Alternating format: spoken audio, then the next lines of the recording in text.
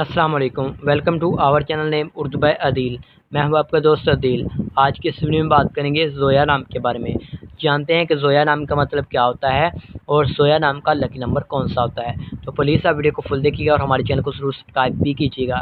नाम है ज़ोया, मैनी होता है मोहब्बत, चाहत, ज़िंदगी।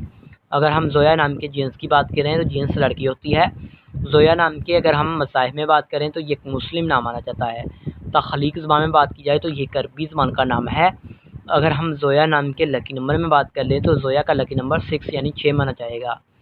और अगर हम ज़ोया नाम के मुआफ़ी दिनों में बात कर लें तो सोमवार और जुमेरात भी शामिल होगा। अगर हम बात करें कि ज़ोया नाम के लकी कलर्स कौन से होते हैं तो पीला, सफ़ेद, हल्का सब्ज़ रंग शामिल होता है।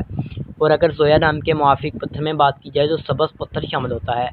ज़ोया नाम की मुआफ़ी दाँतों में बात करें तो कांसी शामिल होगी। तो उम्मीद करूँगा कि आज की वीडियो आपको ज़रूर पसंद आई होगी। तो thanks for watching this video.